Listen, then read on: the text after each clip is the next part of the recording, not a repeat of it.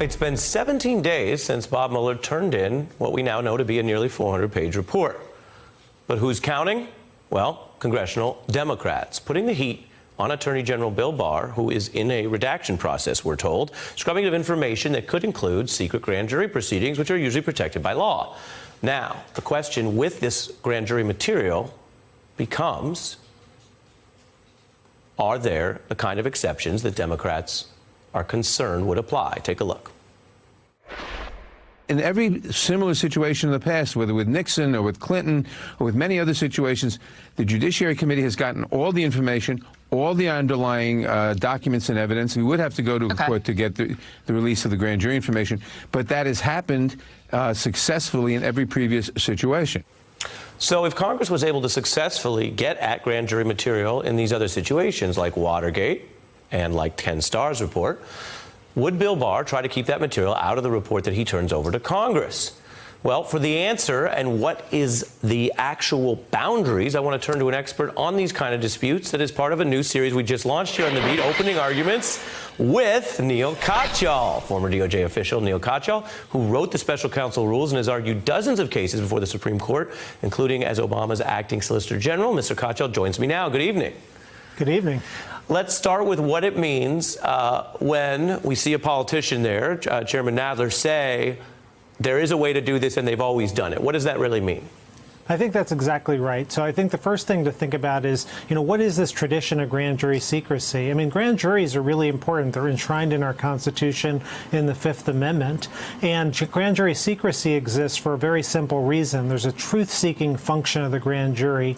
You go into a grand jury, you're not even allowed to bring your lawyer, and you testify and you provide, the truth. And the idea is, suppose there's a mob organization or something like that that might have compromised your own lawyer, even provided you a lawyer, you can go in and tell the truth and have that be secret. So that's the idea behind it. And Chairman Nadler's exactly right when he says that truth-seeking function also means sometimes that material's got to be turned over to another judicial proceeding or a congressional investigation. He's 100% right on this. And so one of the things I'm loving about the start of our segment, of course, we're only too deep right now, Neil, is you tend to bring some homework. And so you've alerted us to a very simple order here that I'm holding up that is the example from the Clinton case. Explain.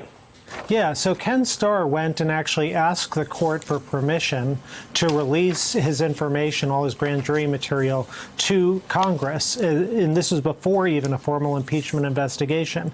And so here's, I think, the most telling thing about Barr, because there's this whole thing, he should be able to redact and have grand jury information and the like. Starr didn't do that, and Jaworski and Watergate didn't do that. Instead, they went straight to a court and said, hey, court, give us permission to give this to Congress. It's been, as you say, 17 days now, and Barr hasn't done that. And to me, that's the real tell. For those who are wondering, is Barr doing this in an exercise of good faith, or is there the possibility of a cover-up? Right now, unfortunately, it looks like the latter. He hasn't even bothered to go to the court to seek the release of this information. I mean, that's really important when you lay it out like that, and it gets us away from some of the partisan posturing and down to the bottom line. Your point being that if his main concern was just lawfully dealing with the grand jury stuff, he could do it the way other prosecutors have, so that Congress would have the underlying material.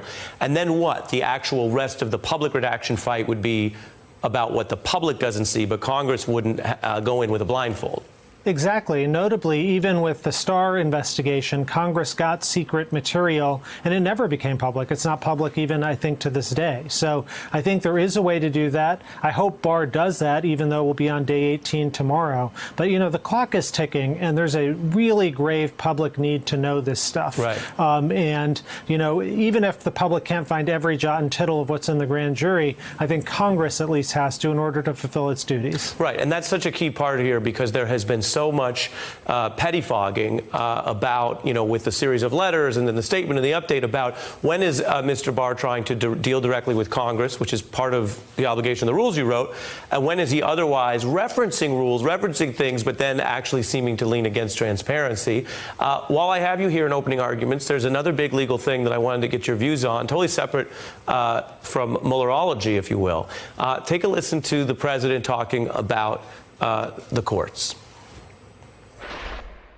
We have to do something about asylum, and to be honest with you, I have to get rid of judges. They have to get rid of the whole asylum system because it doesn't work. And frankly, we should get rid of judges. You can't have a court case every time somebody steps their foot on our ground.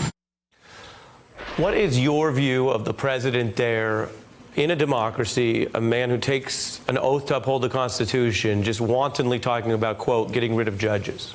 Ari, I can't tell you, it is despicable, it's un-American, it's everything that I think this country rebels against. I mean, that's the way King George III acted before the American Revolution. Indeed, in our Declaration of Independence, one of the complaints against him was that he was trying to destroy judicial independence. And when you think about kind of what is the crown jewel of our American system, it is this idea. We don't get rid of judges for decisions that we don't like. We respect them. And, you know, I think, to me, the best illustration of this, but there's a bazillion over American history, but if we think about 1957, we think about Little Rock, and I know last year you actually had one of the people for the Little Rock Nine on your show. And, you know, in that situation, the Supreme Court had ordered desegregation, and President Eisenhower, who's a Republican president, didn't necessarily support by any stretch what the Supreme Court did. But what he said is the Supreme Court can't enforce this decision on its own. Instead, he ordered federal marshals and troops to go and escort those children into the school to protect the judicial independence and protect the court's order. Can you imagine our current president doing anything even close to that? That's what the rule of law is all about. That's what's at stake right now when the president says comments like that. And indeed, he also said, this was just reported a few minutes ago, he said to armed federal agents, he said, quote, if a judge says don't, that you have to do something, say, sorry, judge, I can't do it. I can't do it. That's not the American system. It's not the Justice Department that I know and love, and it's certainly not our country and its traditions.